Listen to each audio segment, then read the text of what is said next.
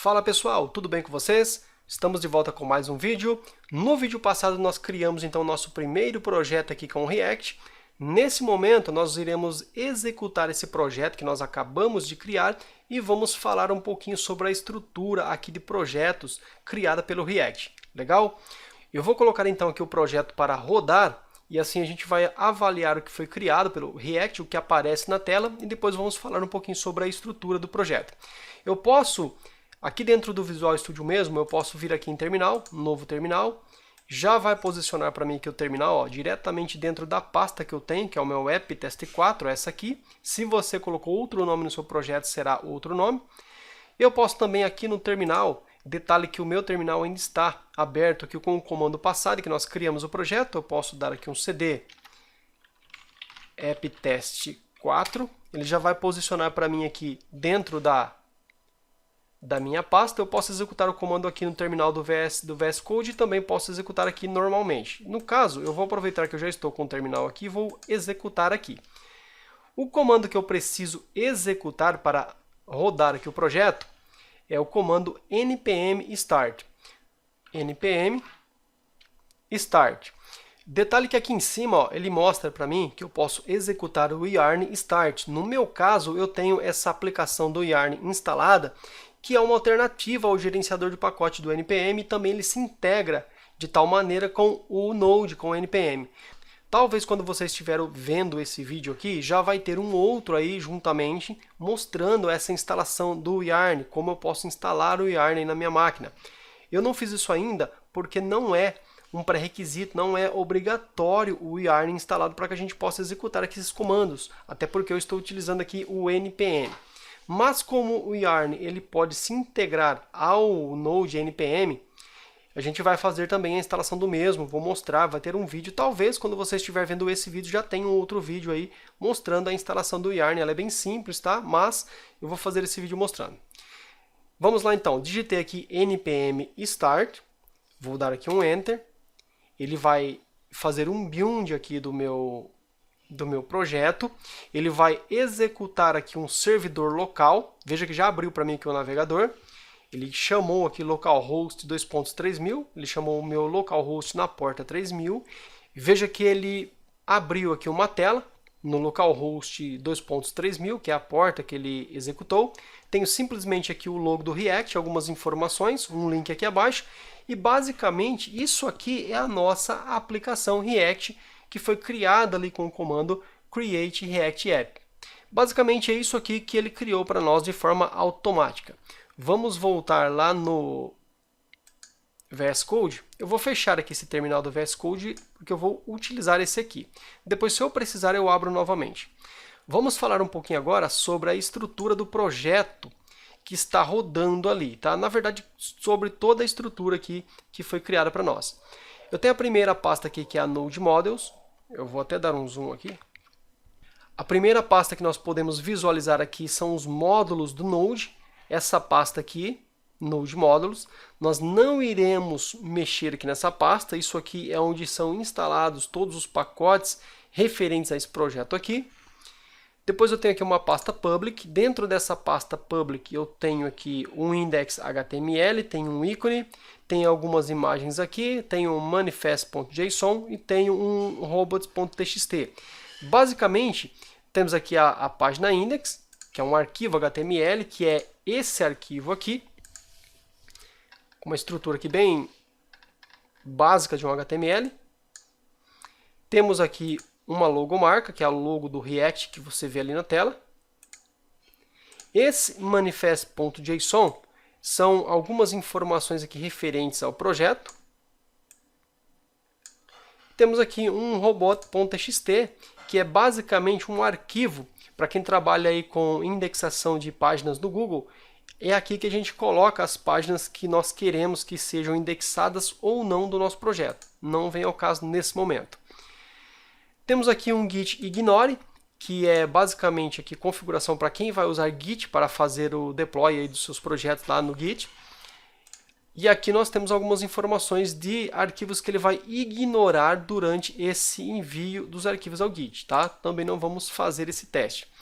Tenho aqui o package.json, que tem toda a configuração referente ao projeto, como o nome do projeto, a versão, se está em produção ou se está em modo desenvolvedor, os scripts, tudo que faz parte aqui do projeto está nesse package.json.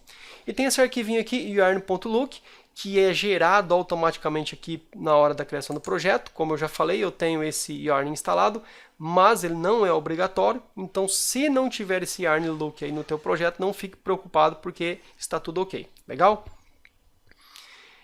E a pasta que mais nos interessa aqui nesse momento é essa pasta aqui, src, que é a pasta source do nosso projeto. Aqui dentro nós temos alguns arquivos. Temos app.css, app.js, temos aqui um arquivo app.test.js, index.css, index.js, temos aqui um logo em SVG, tenho aqui um arquivo JavaScript, tanto o Service Worker como esse Setup Test, que são dois arquivos que também não iremos utilizar. Inclusive, o que nos importa principalmente que é o index.js e o app.js. Eu vou abrir aqui esse index.js e vamos analisar o que nós temos aqui. Dentro desse arquivo aqui, index.js, que é a porta de entrada aqui da nossa aplicação, nós temos aqui alguns imports. Eu tenho aqui import React from React. Isso aqui está importando basicamente uma classe do React do arquivo biblioteca lá do React. Temos aqui um import React DOM, responsável por manipulação dos elementos HTML e DOM da página, que é importado também do React DOM.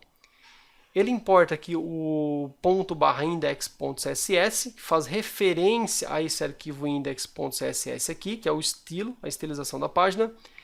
E importa o app from .app. Quando tem um ponto e barra, significa que eu estou me referindo ao mesmo diretório que eu estou, ou seja, o mesmo diretório que está esse index.js está sendo referenciado para indicar o arquivo, tanto o index.css e o arquivo app. Detalhe que o index.css ele precisa ter aqui a sua extensão declarada, mas o app.js não precisa, porque por padrão ele já vai trabalhar com a extensão do tipo JS, que é de JavaScript.